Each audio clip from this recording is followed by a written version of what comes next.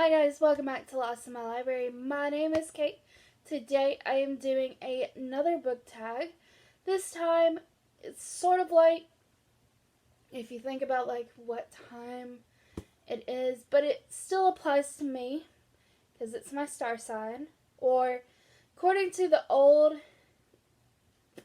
I think it's changed and I'm apparently not this anymore. I think I'm supposed to be a Capricorn now. I don't know. But I am still I'm still going with it, Aquarius. So I am doing the Aquarius book tag, and this was I'm doing the one created by Annotations. So she actually published this video 2 days before my birthday. Very, very cool. So I will leave a link to her video and channel in the description. Go check her out. She's really cool. Alright, let's move on to the questions. Question number 1. Aquarius are deep thinkers and highly intellectual. Name a character whose most distinguishable trait is their intelligence. For this, I have chosen just like my all-time favorites for like everything. So, this is all, So, I chose, obviously, Sherlock Holmes. Sherlock Holmes is well known for his intelligence. He is highly intelligent and everything. I think if I was to say there was one character who was definitely known by their intelligence, it would be Sherlock Holmes. I love Sherlock Holmes. I am a huge fan. And then you're like, well, you like Poirot, right? No, I don't like Poirot. I'm sorry. Y'all know, if you watched me long enough, that I absolutely do not like Murder on the Orient Express. Like, it's overhyped, overrated, not a good story, and I don't like Poirot. And but I like Sherlock Holmes. Like, it's everything. This edition has a foreword by Benedict Cumberbatch, I believe. Yes, there is. I love it. I love it. It's right there.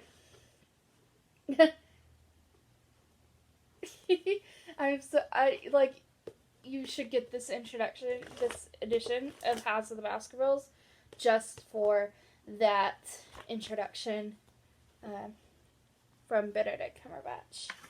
Yeah, okay, moving on. Next question is, people born under the Aquarius sign look at the world as a place full of possibilities.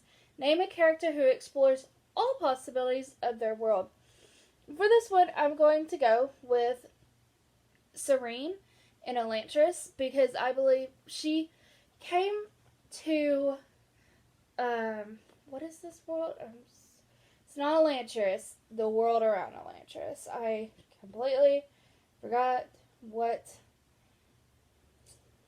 Airline. So she comes to this world, Airline, to marry the prince. The prince has died, and now, but she's married to the prince, so she stays in the castle. But at different points, she ends up in Elantris herself, and then she also ends up kind of in the, not necessarily slum. She ends up in different parts of Airline, and yeah, I think she explores the whole world of what's happening in this universe. I love it so much. Next question is number 3. If there is no mental stimulation, an Aquarius can find themselves bored and lack of motivation to achieve the best result. Name someone whose motivation and drive are on point. I think that Spencer in Skyward has a ton of motivation and drive for what she wants to do. And she's not letting anybody stop her from being a pilot. And she goes through so much just in this one book. And then the sequel, she goes through a lot too. But we're not talking about the sequel. But this book, she is driven to do what she wants. And that is to be a pilot. And I think she doesn't need any more motivation or drive. I think the motivation of her wanting to redeem her father and figure out what happened with her father, and this drive that she has to do that is astounding, I think, because she, like, everything was against her in this book, and yet she pushed through everything to become a pilot. So, Spensa from Skyward, the Skyward series, is my answer. Next question is, Aquarius are future motivated and they know exactly what they want to be doing 5 or 10 years from now. Name a character who visualizes their successful future and strives to build it. I'm going to give Annabeth from Percy Jackson, Heroes of Olympus. Literally anything that Rick Riordan has written, she has shown up in. So that includes Trials of Apollo. I assume she shows up. I think she does. I will be very sad if she doesn't show up in Trials of Apollo at some point. She's mentioned, so I think that should count. And then she's in Magnus Chase. She shows up in the first book. She's in the short stories for the Kane Chronicles. So she's literally done everything. She's everywhere. I think that she knows exactly what she wants. There's a lot of hiccups to what she, in the way when she's trying to do what she wants. I think she wants a future with Percy. She wants to go to college. She wants to be an architect. And she's going to eventually get there. She hopes, but especially after the Heroes of Olympus series, when we're finding out that her and Percy are really studying to get good grades and go to the college at Camp Jupiter, I think that she has definitely figured out what she wants in future and is trying to help Percy as well and hoping that they have a future together. So I think Annabeth definitely has a successful future that she has planned out. And some of that may not come to fruition because their life is a dangerous life. But she can dream, and she has hopes and dreams. And Annabeth will do anything that she has put her mind to. And I think that's what is so amazing about Annabeth. Anyways, last question.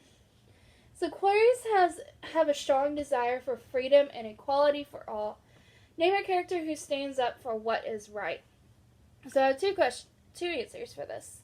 I'm going to mention The Hate You Give by Angie Thomas. I still don't own this book. I really should own this book. The Hate You Give by Angie Thomas. This is quite obvious. If you have not read it, what are you doing with your life? This came out in 2018, I think. I think it was 2018. I might be wrong on the year. This is a New York Times bestseller. This was made into a movie. Just like Star, who's the main character, this story witnesses this police brutality that happens right in front of her, and then the rest of the story is about her trying to live with the repercussions after what happened that night, with the trial, with just trying to be an advocate for equality for people of color, and just living after that. And living and going to a school that is primarily white with like one other black person of color with her in that school. So I think she definitely Obviously, that's an obvious answer. But I also want to give a shout out to like my favorite superhero. Can I do that? I'm gonna say I do. I have a book, and it's it's Batman in philosophy. Actually, this is not my favorite superhero. That's a lie. That was a lie. He's my second favorite superhero, but we'll mention Batman because I love Batman.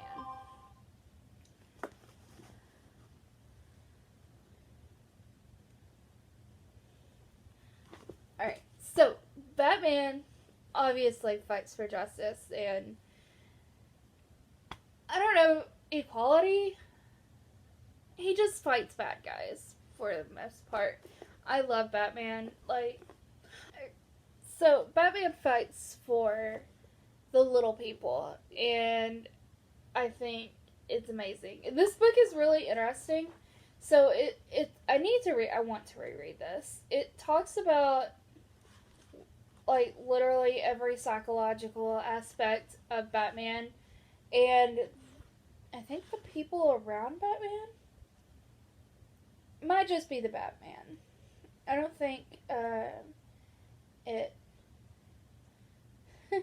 There's different articles by people in the book, and one of them is why Batman is better than Superman. I firmly believe that. So there's just different things. Oh, here's the one about Dick Grayson. I should definitely read that one. Reread that part.